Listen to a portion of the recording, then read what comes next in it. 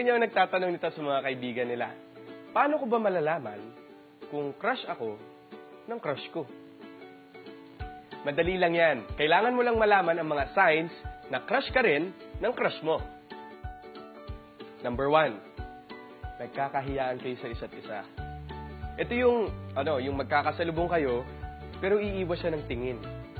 Tapos yung kapag magkatabi kayo, kunyari di kanya pinapansin. Tapos parang may invisible wall. Number 2, nahuli mo siyang nakatingin sa'yo. Sabi nga nila, kapag nahuli ka ng crush mo na nakatingin sa kanya, ibig sabihin nun, nakatingin din siya sa'yo. Yee! Kilig sa sweet! Number 3, kung nasan ka, andun din siya. Pwedeng coincidence, pero kapag madalas na, iba na yung tama niya sa'yo. Kilig sa sweet siya kapag lagi ka niya nakikita. Number 4, concerned siya sa'yo. Yung may maririnig ka na lang na ingat ka o kumain ka na ba, hindi naman niya sasabihin yun kung wala lang, di ba? Number 5, alam niya ang favorite food mo. Nagtatanong-tanong siya sa mga friends mo kung ano yung mga paborito mo, tapos one day, bigla na lang lilitaw sa harap mo. Naku, may matching kilig sa sweet note pa. Ayan, now that you know the signs, sure ka na kung tamang panahon na para gumawa ka ng first move. May alam ba kayong iba pang signs? I-share nyo lang sa amin yan. Till next time!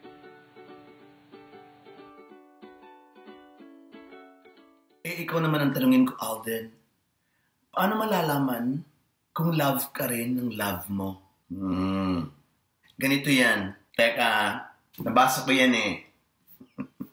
Wait. Andali. Bubulang ako, ha? Walang velo.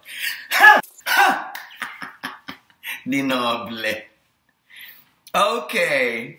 Alam mong love ka ng love mo? Okay. Girl.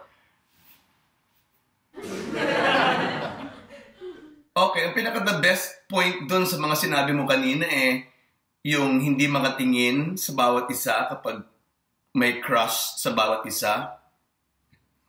Na-confused. Pero pag love, babae na lang ang hindi masyadong makatingin. Kagaya nitong isang girl na to. Look. O watch mo to, Alden.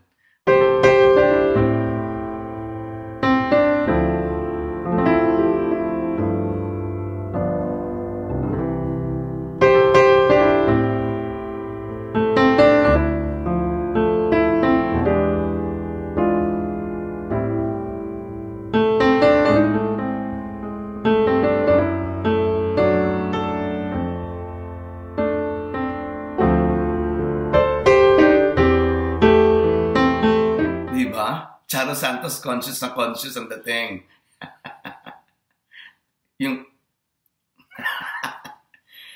Pero ramdam mo yung raw feeling, yung totoo, yung hindi sinadya yung emote. Ramdam mo na totoo siyang may nararamdamang kakaiba. Yung basta iba.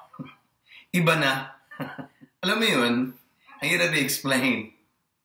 Pero pag love na, kayang-kaya nang tumitig ng lalaki hanggang sa tunawin niya ang mga mata ng babae.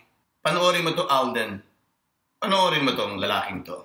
Ang mga titig ng isang taong umiibig.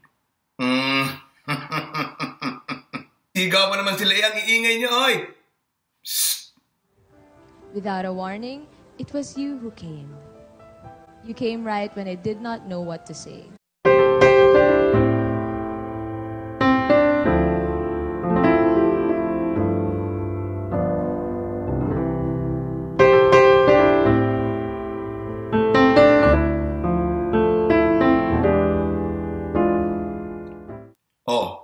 Di ikaw ang nabingo.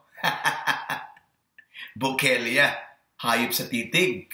That titig, I think, is the best titig in the world. Yung tipong kayang-kaya yung tunawin ng frozen ice cream na 3 linggo nang nakalagay sa iyong freezer. Alright? So, bumingo na rin kayo dyan. Isang ubo tayong sabay-sabay para sabay-sabay tayong bumingo. 1, 2, 3. Ha!